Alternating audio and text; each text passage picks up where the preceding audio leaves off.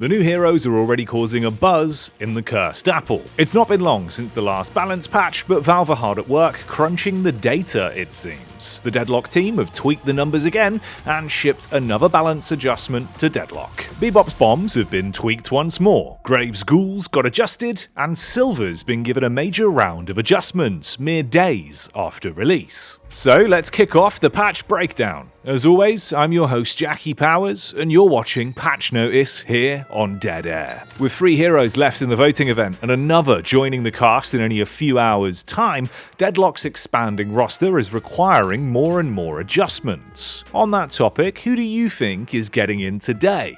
Let us know your vote down below in the comments, as you can already tell who I'm voting for. Here at Abuser's side though, let's see what Valve has been up to when it comes to the hero balance changes in this patch. Starting first with Bebop. The Scrap Golem's kit continues to be adjusted patch after patch it seems, with Uppercut's new tier 3 heal being reduced from 20% missing health restored to a slightly more reasonable 17% heal, so just an outright nerf there by a few percent. If you're wondering where the awesome graphics are that would usually explain this, Daisy's unfortunately sick right now, so it's more of a throwback episode of Patch Notice. Comment get well soon Daisy down below, and you'll get those swanky graphics back in the next episode. I guess Valve had to nerf Daisy as she was getting pretty overpowered. Moving on, Sticky Bombs also got multiple changes once again. The fuse timer was increased by 0.5 seconds, going up from 3 seconds to detonate to 3.5 seconds, effectively meaning they'll just take slightly longer to explode now, so a smaller nerf there. However, the radius of the bomb's explosions itself was tweaked, being brought down to a size of 10 meters in radius. That's a negative 2 meter reduction in its overall size. And finally, the spirit scaling caps for bombs was adjusted once again, with another nerf to the category. The third round of nerfs to hit his bomb caps in a row. They'll now be sitting at 0.0015 as the ratio for hits, and 0.01 being the ratio for kills. You can see these are smaller nerfs individually, but will all add up to reduce bomb's power level overall. Dropping down from Bebop, let's check out Graves. She's back in the headlines again, but it's not all just flat stat reductions this time around. Firstly, they fixed close quarters and point blank not working with her weapon, alongside solving a bug with fire rate increases not applying correctly to her weapon, reducing their overall efficiency. Her gun range was brought down to 16 meters from 18 meters, so shaving off 2 meters of range there. However, this is still a decent distance of range to play with a lock-on Graves beam gun. Her base move speed stat went up by 0.4, meaning she's now got 7 meters of move speed at level 1, and we also saw some ability adjustments. Jar of Dead's initial charges was increased from 1 to 2, giving you 1 extra starting charge. Good change with the recent nerfs where they lost 18% of their flat overall damage. They'll also attack in a staggered pattern now, rather than all at once on the first hit. This is a bit of a subtle buff in reality, tweaking the counterplay of instantly meleeing them to clear all the skulls when they initially dive you. However, it doesn't seem too crazy, with it only being a very slight stagger, effectively meaning you'll get about 2 skulls hitting on a slight delay per jar thrown out. And the death pickup range was also buffed to make it easier to collect death to generate these charges whilst playing as Graves, so this one's just a nice quality of life tweak. Borrowed Decree was also nerfed, although again this one doesn't seem too drastic in practice when playing against her, but the Shambling Ghouls will now be slowed by 20% for 0.5 seconds when taking bullet damage. Alongside that, her cooldown for the ultimate ability was also increased. It's now going to be 120 seconds rather than 110, so about 10 seconds longer there. Sliding away from Graves though, it's Silver up next. That's right, the Wolf Girl of New York got her first rounds of balance adjustments, and it is more of a mixed bag. It seems like they tried to buff her human form whilst nerfing the overall efficiency of werewolf mode. Her weapon has effectively been given an 11% DPS increase, with Valve reducing the cycle rate between shots being chambered from 1 to 0.9. Her gun also got an extra round of ammo, so her cap is now 6 bullets instead of 5. Base HP regen was also increased by 0.5 as well, alongside some ability tweaks. Slamfire's cooldown is now 2 seconds longer, with its tier 1 AP upgrade being changed from a -4 second cooldown reduction to plus 15% weapon damage.